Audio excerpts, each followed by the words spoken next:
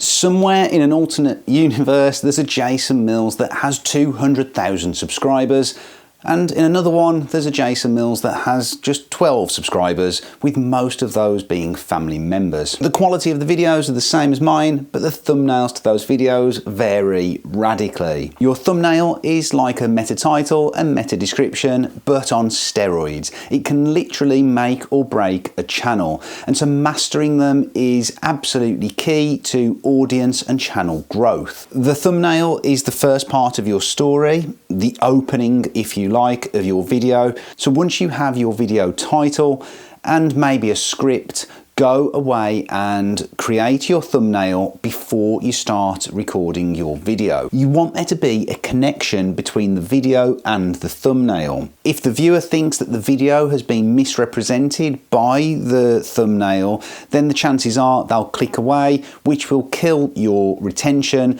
and essentially kill your video in the YouTube algorithm. So before I go ahead and give you my top tips for creating thumbnails and show you exactly how I create mine, make sure you do stick around until the end of the video, because I'll be sharing with you the #1 mistake that people make when it comes to creating thumbnails, and I for one was guilty of it. So for me, I use Canva.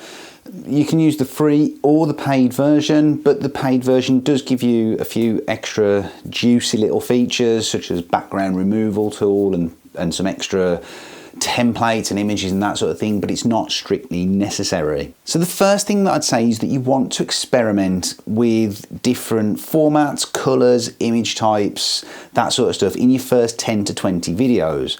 Find out what works for you and what doesn't, then settle on a format if you can. Now to be honest, I've still not really completely settled on my format for the affiliate school, but one thing that I do, or that I've tried to do over time, and I've kind of keep coming back to, is using this colour scheme of the yellow, the red and the black. Now I don't know if this is the right thing to do, but if we go to the channel and we look at the videos and we look at the most popular videos, I don't know if it's a coincidence that those are the ones that come up fairly high up, maybe with the exception of this one that is very, very simple. And I think there's something to be said for having very simple thumbnails. Sometimes we think we have to go quite detailed and in depth, and actually we probably don't. The first thing you want to do, like I say, is try and incorporate some brand colours into it. So these are very much the brand colours for the affiliate school. Now the other thing that typically we want to try and do is to incorporate faces. Now the reason for this is, and if you look at the examples down the side here, they have quite exaggerated facial expressions. Now the reason for this is that human emotion will entice people to click. People make that connection through emotion. Now it really depends how comfortable you are with this. I've done it a little bit. I don't do it too much. Typically I'll go for something a little bit more standard like that, but it does make people click. Now one thing you can do if you're not comfortable with putting your own face on there, or maybe if it's a faceless channel, but you still want to capitalize on this idea of emotion, is to use famous faces or familiar faces associated with the industry. So for example, if it was a video around creating YouTube videos, then you might include a photo of Mr. Beast, because that's instantly recognizable and it will potentially make that connection with the viewer. The other thing you want to do is to include icons or images of familiar products or logos. So if it was a video about Google, you might include the Google logo.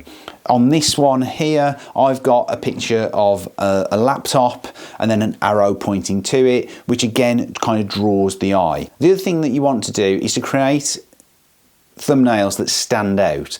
Now, how do we do this? This is actually quite tricky, because some people use the dark background on YouTube and some people use the white. So again, it's worth playing around with it. Now, interestingly, again, most of my kind of top performing videos do not really have a white background. So although to me on this dark theme of YouTube, these kind of stand out more, these potentially stand out more on mobile and on the standard YouTube display. But either way, you want to use colours that kind of pop. Try and avoid, you know, dull kind of colours or anything that is difficult to read, difficult to view on the background. Now, the next thing you're going to want to do is to avoid adding too much text to a thumbnail, and this is something that I used to do all the time and that I thought I had to do, but actually the less text the better. You've got the title is there to kind of give the real context of the video and really explain the video.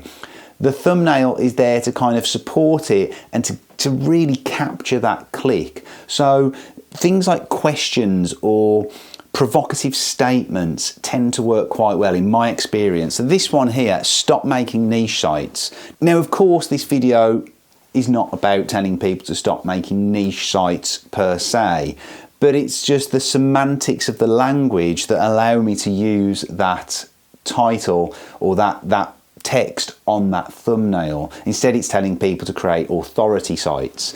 So statements like that work pretty well. 3 to 5 words seems to be a good kind of place to be. But again, you can see this one has 2 words starting over, and that's one of the top 10 performing videos. Now, the other thing that you're going to want to do is try to avoid placing icons anywhere where YouTube puts overlays. So the main one is in the bottom right hand corner here. So you can see most of my videos, I've actually done an okay job there of following my own advice, in that I don't really place anything there, as in this Google logo on this video here almost covers it, but not quite.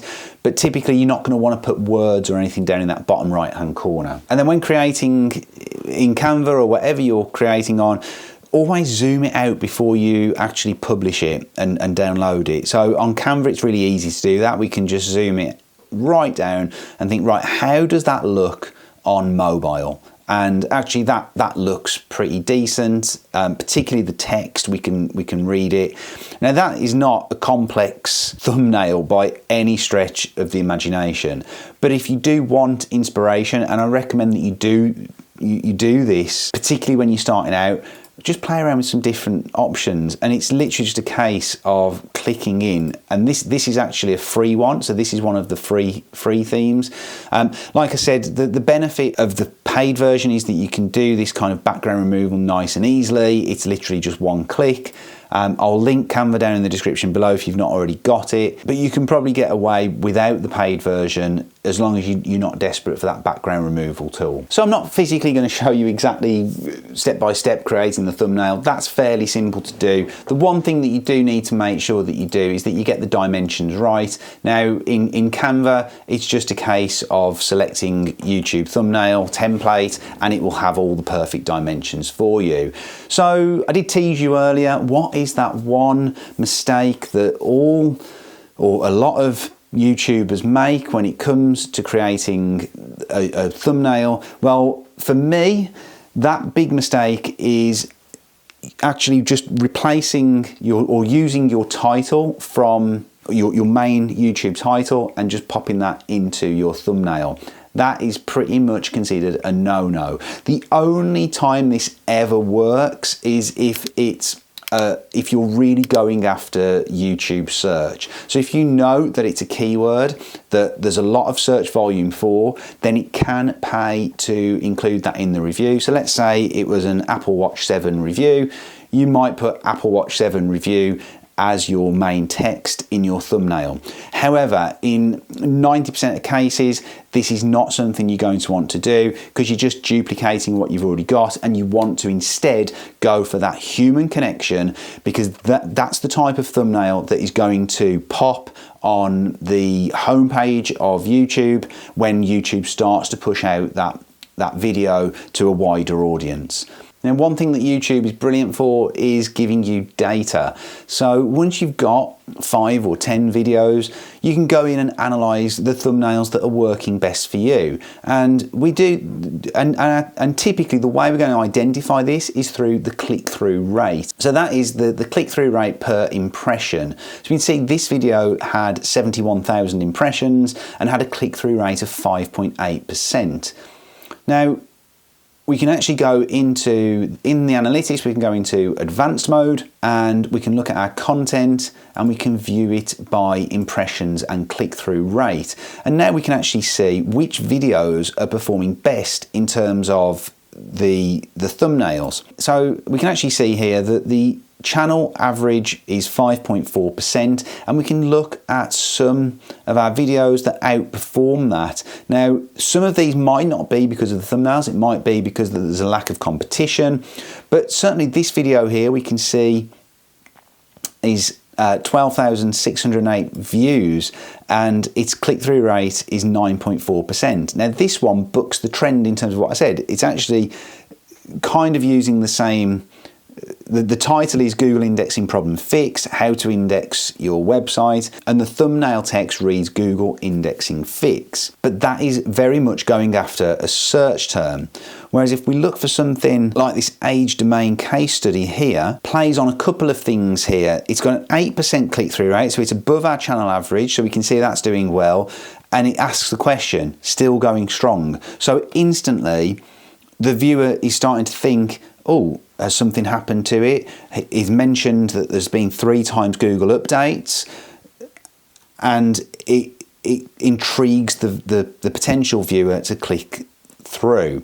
Now, if we go the other way and we look for the lowest performance or below average, we can see this one here, age domains Q&A.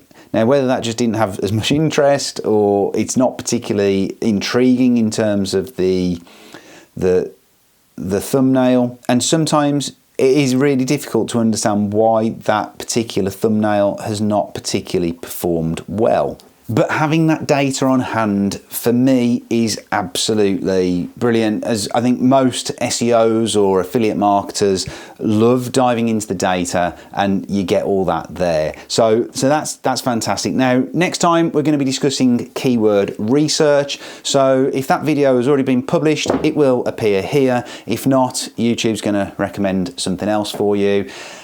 So you don't want to miss that one, guys. So if you're not subscribed, make sure you do and hit the notifications so that you don't miss that video when it releases. Thanks very much for watching, guys, and let me know how your channels are coming on.